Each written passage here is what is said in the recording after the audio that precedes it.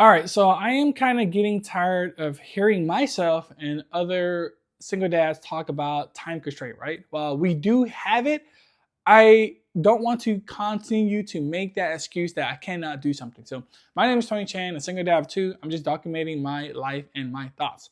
So, let's talk about time constraint because I've been a single dad for 3 years now. So, I have a lot of experience in it. And I'm always trying to optimize my time, optimize my life to make sure that I'm doing the most of it, right?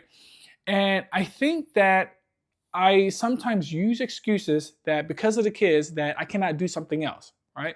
And because I'm very ambitious, so I trying to grow my career. I'm always trying to increase my income.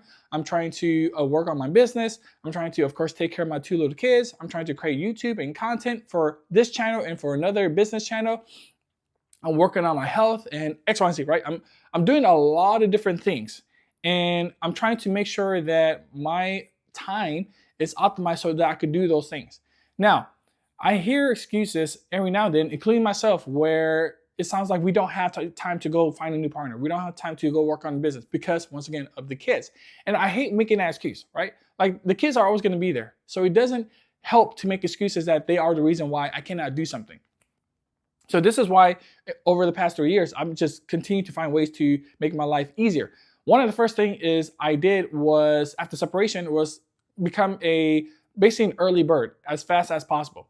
Meaning that I wake up at 5 a.m. now. But being an early bird just helps so much in a sense where like in the first 1 or 2 hours, I get to work on things where the world is quiet and the kids are still sleeping. And I get to work on my business. I get to create content. I'm creating content right now in the morning while they're still sleeping, right? I'm just always trying to find ways where I could work and not be distracted by things. I don't have my games anymore. I don't have my TVs anymore. I remove every single distraction that would take time away from me. Okay. And that is super important because these things are super addictive now. And I hate that how addictive these things are. But we're battling against like software engineers and engineers that know how to keep us addicted. So it's just outright getting rid of them and getting them out the house, like the TV and the video games and whatever else, helped tremendously for me. So I started waking up at 5 a.m. and the first 2 hours is I just hardcore working on the highest leverage tasks. I do morning journal, I do my stretches, I do exercises, and I just work on whatever business and content that I have planned out.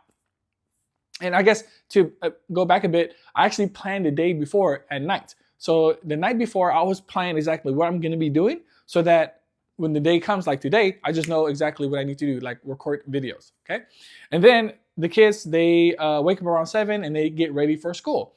And this is where I always focus on the kids and not try to do something else. Like I don't try to multitask. So when the kids wake up and have to get ready for school, I'm on them about it. So, hey, let's brush your teeth. Hey, let's put your clothes on. Hey, let's put your shoes on. Hey, let's get your snacks ready. Get your backpack ready. Get whatever stuff else you need to be ready when the bus comes, right? So I'm just focused and I'm basically always behind them and just asking them, hey, you gotta do this. Hey, why are you taking so long to do this? Let's get this going. Come on, you gotta speed it up, right? So I'm always trying to make them fast and be on time and be early. So I just focus straight on that, right? I'm not on my phone fiddling and watching social media or anything like that. I'm getting my kids ready for school. That's like the main task. And then get them on the bus. And then once I get them on the bus, this is where I exercise. And remember, you have to figure out what works for you. You got to look at your time. I think time tracking and time management is absolutely important as a single dad or a single parent or anybody in general, but especially us, right? Because we have to know where our time is going. Like, we have to know that we are not wasting time watching TV. Instead, we should be learning new skills and increasing our income. I think that we underestimate, or we do probably know that we waste so much time on distractions. Like, look at your phone. Look at the screen time on your phone. How much time did you spend on social media? How much time did you spend on YouTube just doom scrolling and watching politics and watching other things that are non-productive, right? And what are things in your house right now that you could get rid of that's taking up your time, right? Even like something like as simple as a TV. I got rid of my TVs, and ever since then, I've been more productive. What a coincidence, right? So I just think that instead of thinking about time constraints, like what can I remove that's causing friction to accomplishing the goals that I want to accomplish, right? Like if you have debt, if you have debt and you have all these childcare costs and you got all these things that you got to pay for, the last thing we need to be doing is getting distracted. Like that's the last thing we need to be doing. And it's not to say that we don't have any hobbies. Of course, you should have hobbies and have fun and do something that you enjoy and like, but just understand that what you're trading for it, or yeah, just what you're trading for. Um, uh, so time tracking is absolutely important. For 1 week, here's what you can do. For 1 week, every 30 minutes, just track down what you did. So on your phone, put a 30-minute alarm. Right after that thing goes off, just write down on your phone or a piece of paper, what did you do in the past 30 minutes? And all you gotta do is for 1 week. That's it. It's not for a whole month or 2 weeks, just 1 week, because that's more than enough information to know where your time is going so you can remove any time constraint, or if you even have any, right? So once you understand where your time is going, you can change your behavior to fix that time period, right? So at 7 p.m., if you notice that you're watching YouTube more, like if you, for 7 days straight, at 7 p.m., that's when you watch YouTube, be like, oh snap, this is something I need to change. And so that's where you change the behavior. That's where you, because you have that data now. So I'm very big on measuring. I'm very big on data. I'm very big on using honest assessment. So you use that data to make an honest assessment of yourself and then make the change, right? But people, I just noticed people can't even do something as simple as that. Like they don't want to track their time for 30 minutes a day, right? Like they think it's too much of a hassle, or they just don't want to do it. Or here's the worst part, they have too much of an ego to do it. Right? Like I don't know, but people just seems a bit more entitled, or have this high ego, or just smarter than they think they are. Right? You know, it's like people talking as if they are experts in something now. I was like, bro, just relax, just be open-minded. Just if you're having time constraint, and then there's someone else that is good at time management, just be open-minded of what they're saying, right? You don't have to like purposely block it or get mad at it. Just be open-minded about it and learn about it. And I just noticed that people are, I don't know, just much more close-minded, or have a high ego, or too prideful to learn from someone else. I'm always willing to learn from someone else, even if they're younger than me, even if I disagree with them on other things. If they are better at something that I am, and I want to improve that part, I'm going to learn from that person, right? And I think I don't have a huge ego. I don't have a huge pride, because I want to learn, right? I want to get better. And just being prideful is not a good thing, right? So that's how I got rid of my time constraint. Is just tracking where my time is going, be open-minded about how I can make changes to it and what can I do about it, and then delegating automation. I try to figure out ways to delegate as much responsibility as possible to my kids to make them more independent, because obviously they are a huge time as well, where I teach my kids how to get the drinks by themselves. I teach the kids how to make cereal by themselves. Even my kids, they know how to cook by themselves as well. I'm still nearer them when they cook, but like for the most part, they know how to make hamburgers now. They know how to make eggs now.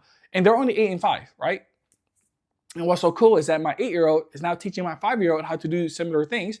But of course, I'm like always in the background watching to make sure everything's safe. But until then, like they're slowly becoming more independent and relying less on me. So like, you know, in the past, they would constantly come to me, Dad, can you help make food? Dad, can you help do X, Y, and Z? But now they know how to do it on their own. I don't have to be there all the time for them. And that is a great feeling when my kids are able to be more independent and do things on their own, because then I can focus on other things. Now I have confidence in them to leave them by themselves and be more independent. They can be occupied by themselves, and I can focus on working on my business and working on my job and doing other stuff and exercising. So that is another way to get my time back, is I teach them to be independent. Now let's talk about automation. Automation, something as simple as my finance, right? Finance, I have automations in place where it automatically takes out money and put it into a Vanguard account, or it takes out money and put it into a high yield saving account, right? I try to make my finance as easy and simple as possible. And that's thanks to automation, right? So I don't try to every paycheck manually move money from one bank to another. That's just too much work, and people still do that. But for me, I like the automation. I like to leave it alone and not touch it. Once I set it up, I just want to leave it alone and not touch it. So, because I read a book called Simple Path to Wealth by J.L. Collins, and he talks about putting money into a VTSAX. So that's what I just do now. I don't do anything else. I keep my life simple. Now, especially with debt, if you have debt and you got credit card debt, you want to pay that thing every month, and you can do that automatically. But I recommend not getting credit card in general, but because I use a debit card now. That's another way to do it, is trying to automate as much things as possible. And then but to me, the most important part is understanding where your time is going. Like if you are feeling guilty or if you are frustrated with how your life is going, where is your time going? Are you spending the right things? Are you spending time on the right things? Like, what are your goals?